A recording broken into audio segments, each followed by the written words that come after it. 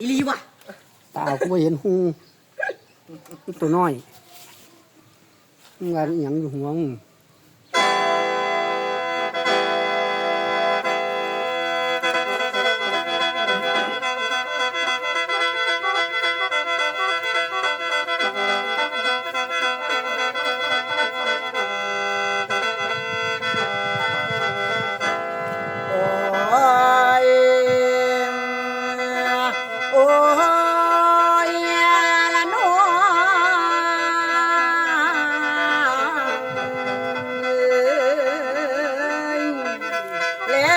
สายลมทวนหวนถึงกำทวนความจ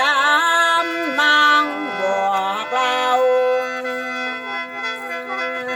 ขล้ำนิทานเรื่องเก่าประวัติแก่ขันบักเฮาเอามาเว้าให้ท่านฟังเอามาเว้าให้ท่านฟังดังแหง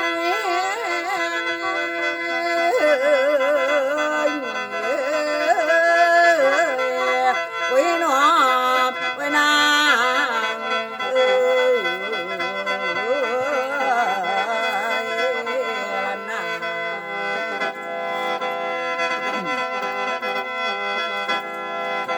แล้วเปิดตำนานประวัติเข้ามาบอกเราพ่อเบาจิต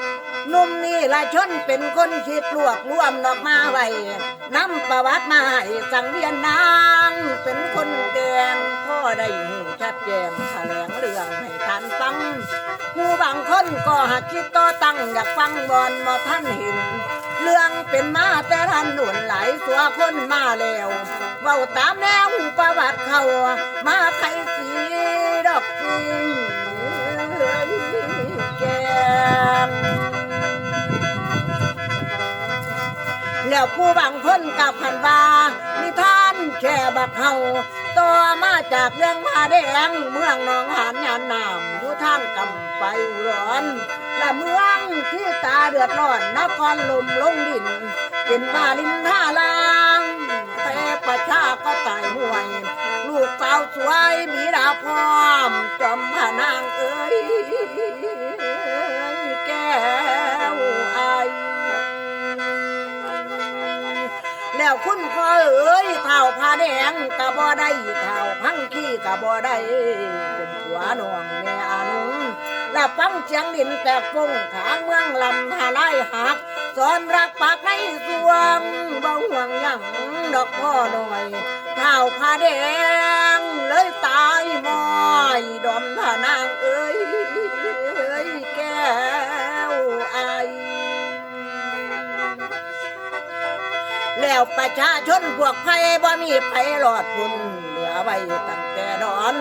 บัดนี้ขอก้าวย้อนตอนชาติใหม่ของผ้าแดงความพญาพังคีนาคผู้เนาอยู่ในน้ำและพร้อมทั้งโฉมงามหล่านางพญาแก้วไอ้ไตมาเกิดชาติใหม่ก็ยังได้พบพ่อกำโจจอมบ่เศร้าผู้บางคนกับพันว่าหัวนางไงใจนักคนตายเงินผัวพังคีชาติรุ่นนอบุญคำแจงเว้นกำเอาไว้เล่มนาทีขี้บักใหญ่กำดินใจท่านแจงไว้ให้เว้นเกี่ยวจองนำหัวนี้เมื่ออยู่กำเมืองนาคในบาดาลปล่อยให้หนูน้องผ่านเท้าไตอยู่ลิ้นน้ำนำผัวไปบ่มีได้ก็เลยตายอยู่ริมทางคือว่านางกำข้าตุ๊กตาเท้าใบบ่ไขเว้าว่าตอนนี้น้อยนัดเนื้อเลยมาเกิดเมืองที่ตามลูกพญาเมืองขอมเจือยคำงามย่อยส่วนว่าผัวของน้อยตุ๊กตาคนเก่าคือพังที่ตันดอกเจ้าที่ฉันเว้าหักแม่นจริงเว้นหักจ้องทิ้งลิงตั้งสองชาติสองภพแต่ก็ยังบ่ทันจบตามแต่ฉันเรียนพอประวัติทั้งสามหัวก็หักยังดอเป็นสู่ก็กันมังแต่ชาติก่อน ละคอยฟังต่อคันหมดก่อนประวัติแก่คันบักเฮาสังเวียนเราแม่นสู่ปังสังเวียนเราแม่นสู่ปังโอ้ยเดหนู